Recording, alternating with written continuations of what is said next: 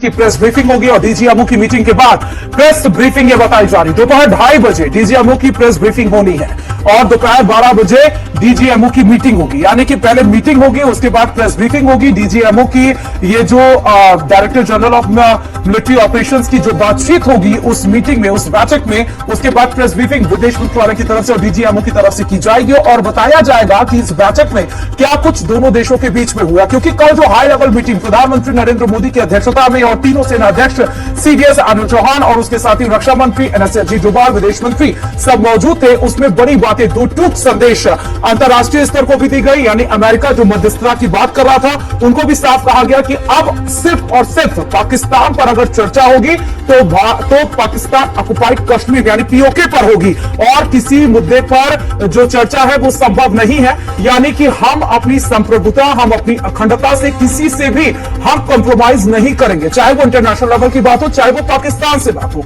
और उसके तहत आपने देखा कि 7 अप्रैल को जो ऑपरेशन सिंदूर के तहत जो हमने कार्रवाई की और 9 आतंकी ठिकानों को जो तबाह किया पाकिस्तान के, उसके बाद पाकिस्तान किस तरह से बौखलाया था। लगातार 4 दिन से वो ड्रोन अटैक और मिसाइल अटैक करने की कोशिश लगातार उसके द्वारा की गई, लेकिन हर बार उसको मुंह की खानी पड़ी। हर बार आप देखिए कि किस तरह से हमने 5 उसके जो पूरे मिसाइल जो उसका मिसाइल एयरबेस है उसको हमने नस्तनाबूद कर दिया, हमें एयर डिफेंस सिस्टम उसका नस्तनाबूद कर दिया। उसके बाद जब उसको लगा कि नहीं, भारत अब पीछे हटने वाला नहीं और उसकी एक जवाब, एक कार्रवाई, एक अगर वो हमला करता है उसका जवाब उसको कितना भारी नुकसान के साथ उठाना पड़ता है, उसके बाद वो घुटने पर आ गया और सीज फायर उसके बाद हुआ। लेकिन आज डीजीएमओ की 12 बजे जो मीटिंग होनी है बहुत ही अहम है और 2:30 बजे उसके बाद प्रेस ब्रीफिंग होगी। और पाकिस्तान की सेना का एक और झूठ फिर से बेनकाब हुआ है। पाकिस्तान ने आतंकी अब्दुल रऊफ को मासूम मौलवी बताया।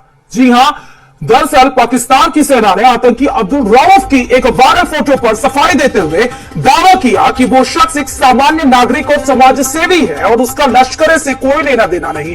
लेकिन जो आईडी कार्ड उन्होंने दिखाई उस